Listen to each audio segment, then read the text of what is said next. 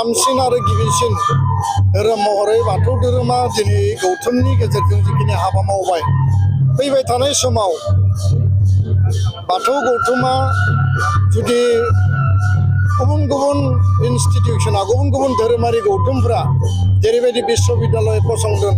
university गायसनदों मुलुगसोलोंसालि बा कलेज गायसनदों बेबायदि धोरोमनि बिथिङाव आध्यात्मिक सिन्ताखौ रिसार्च खालामनाय बेखौ डिपार्टमेन्ट महरै हाबा मावनायनि अनगायैबो कमन आरो जेनेरेल फरायसा फरायसुलिनि थाखाय बे बिश्वबिद्यालयनि गेजेरजों जुदि मोनसे जोङो गावनि मोनसे आंगो मोनसे जुदि इनस्टिटिउसन बानायनानै लानो हायोब्ला बिनि गेजेरजोंबो गासै बिथिंनि सोलोंथाइनि इयुथनि लाइमोनफोरनि हाबाफारिफोरखौ मावलांनो हागोन आं बे खोथाखौ खावलायदों दा बिनि सायाव दुलाराय बाथौ गौतम बा जिल्ला आफाद गासैबो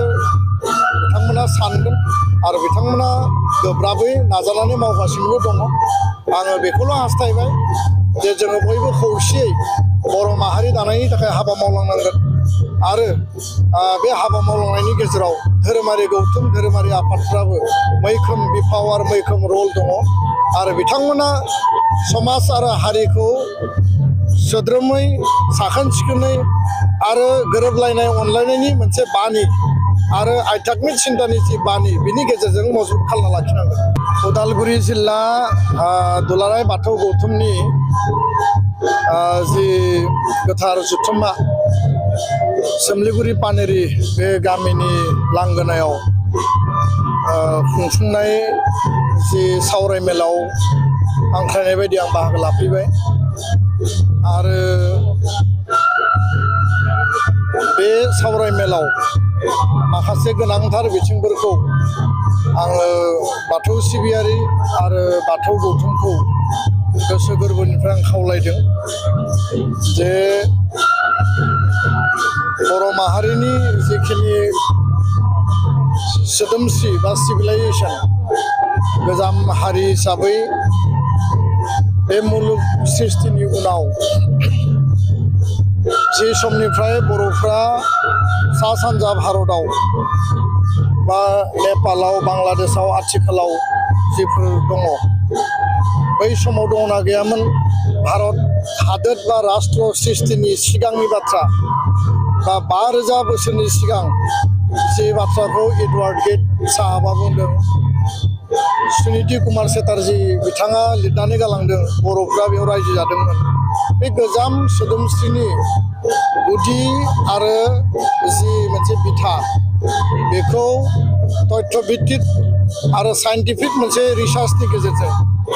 आरो गोनां जायोबा बुरलुंबुथुरनि सोदोमस्रि ब्रह्मपुत्र सिभिलाइजेसन आरो जोंनि जिखिनि दैमा दैसाफोर दङ बेफोरखौ एन्थ्रपलजिकेल एथन'ग्राफिक स्टाडिनि गेजेरजों आरो मा स्टाडिनि गेजेरजों दिहुननो हायो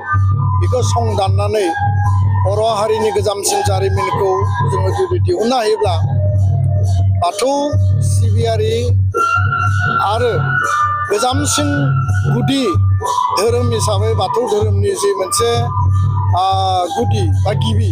बेखौ जोङो नागिरनानै मोनगोन आरो बे बिथिंजों गौतमा हाबा मावलांनो हायो बे बाथ्राखौ आङो दिनै आंनि मोनदांथिजों आं बे सावरायमेलाव खावलायदों आरो गुबुन मोनसे बिथिङा जाहैबाय जे दिनैहाय बाथौ गौतमा गोब्राब नाजानायनि गेजेरजों मागो दाननि नैथि मंगलबारखौ आसाम सरकारनि गेजेरजों मोनसे स्टेटास रिकगनिसन जि मोनबाय बेखौ फालिनायनि थाखाय गोथार बाथौ सान आरो बावैसो भारत सरकारनि रेजिस्ट्रार जेनेरेल अफ इन्डिया बिथांमोना सेन्सासनि क'डआव थिसननो थाखाय जि मोनसे गनायथि होनायनि थाखाय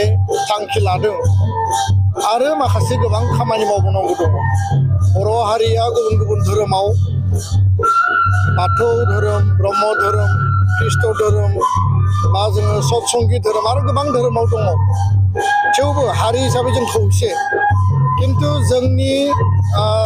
गुबुन गुबुन धोरोमाव थानाय सिबियारिफ्रा गासै बिथिंजों जौगायोब्लासो हारि हिसाबै जौगागोन